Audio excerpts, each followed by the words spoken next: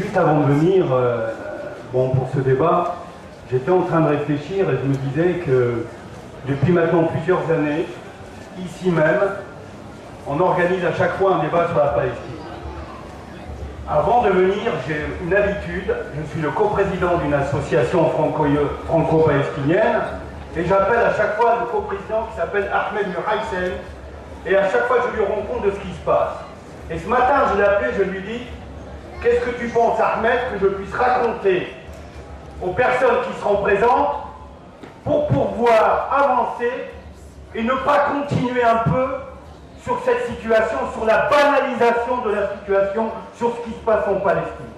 Combien de fois il va falloir qu'on raconte, qu'on dise, qu'on montre à la télévision qu'on peut, que le journal L'Humanité puisse expliquer la situation et pourquoi la situation elle continue encore de plus en plus à être dramatique. Tout ce qu'on pourra vous raconter ici, tout ce qu'on pourra vous raconter, tous les films qu'on pourra vous faire voir, tout ce que les gens racontent, on est en dessous de la réalité. Le peuple palestinien est en train de crever. Et ça à cause de quoi? À cause de l'hypocrisie internationale. Il y en a marre de ça. Il y en a marre. Il faut devenir politiquement incorrect. Parce que, qu'est-ce qui se passe? C'est que le silence, il est en train de tuer. Le silence tue les femmes. On sait ce qui se passe là-bas. Or, moi je vous le dis ici, là. Je suis le coprésident d'une association de jumelage entre les villes françaises et les camps de réfugiés. La meilleure façon, quand les personnes posent la question, qu'est-ce qu'on peut faire? Je sais qu'on peut rassembler énormément de monde. Eh bien d'abord, la première des choses, c'est qu'il faut se rendre là-bas. On ne va pas attendre que les Américains aient le bon vouloir et décider, bon, nous on va intervenir.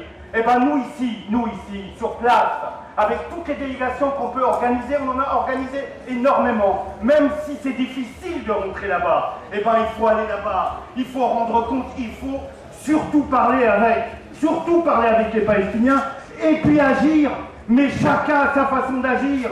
La première des choses qu'ils nous demandent, c'est de témoigner, et ici même, chez nous, dans nos villes, dans notre département, dans notre pays, aller rencontrer ces politiques et leur dire voilà, nous on est au courant, on sait ce qui se passe, on va se rassembler parce qu'on ne peut pas continuer à accepter cette injustice. Je crois que c'est à ce niveau qu'il faut qu'on place les choses, c'est à ce niveau, on sait ce qui se passe donc il faut agir. Je peux vous annoncer ici même, mercredi, une délégation de 55 personnalités, des élus, avec Patrick Ouellaric, on va se rendre dans les camps du Liban, parce que malheureusement, rappelez-vous une chose, le 16 septembre 1982, à Shatila, il y a eu un massacre terrible, et bien nous, on va se rendre là-bas, on va témoigner, on va se rappeler de ce massacre qu'il y a eu à Shatila et tous les massacres qu'il y a eu. Et les élus français, je tiens à leur rendre hommage, tous ces villes, tous ces maires, tous ces élus, qui vont sur place là-bas, qui vont témoigner là-bas sur place, et on va surtout aussi, quand on parle de la Palestine, ne pas oublier, comme a dit Mohamed Laham, 70% des Palestiniens vivent à l'extérieur de la Palestine, et il ne pourra avoir de paix, bien évidemment, le mur, Jérusalem et puis tout le reste, mais aussi, n'oublions pas le droit au retour, parce que le droit au retour, il faut qu'il soit appliqué. D'ailleurs, les Israéliens l'ont reconnu eux-mêmes et ont signé pour le droit au retour, mais il n'a jamais été appliqué. Il n'y aura pas de paix sans droit au retour parce que le droit international, c'est un droit et un droit ne se négocie pas. Et c'est pour ça qu'il faut qu'on se batte pour le droit au retour. Alors, un dernier mot que je voulais vous dire, c'est que je crois qu'on peut faire beaucoup de choses. On peut faire énormément de choses. Alors, rentrer dans ces associations de solidarité avec la Palestine, il y en a plusieurs.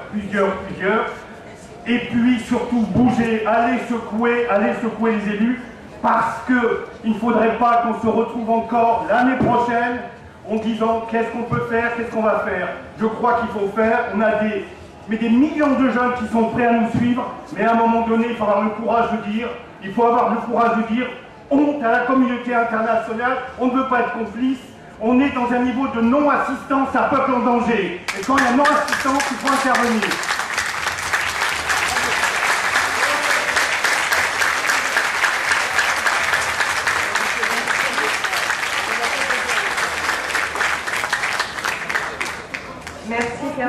qui ressort de tout ce qui vient d'être dit par tous nos intervenants, là, c'est qu'il faut effectivement briser le mur du silence. Il a commencé à l'être sérieusement cette année. Déjà l'année dernière, après l'opération contre Gaza et Blocus, cette année avec la flottille de la paix. Et il faut continuer, et il faut que toutes les actions convergent vers faire éclater effectivement la vérité et faire jouer à fond l'opinion publique, parce que tout le monde, tous les États, tous les pouvoirs sont sensibles à l'opinion publique. Ils sont même très sensibles. Donc il faut jouer très très fort de ce levier. Il y a quelque chose dont on n'a pas parlé là, qui va dans le même sens et dont on a très très peu parlé en France. C'est le tribunal Russell pour la Palestine, qui s'est réuni aussi pour la première fois cette année à Barcelone et qui s'est donné lui aussi pour objectif de faire lever le mur du silence. Et il va se réunir à nouveau à Londres à l'automne avec la volonté de faire punir ceux qui n'interviennent pas pour résoudre ce problème dont tout le monde sait que les clés sont sur la table. Il n'y a qu'à les prendre et les mettre dans le trou de la serrure pour ouvrir la porte de la paix.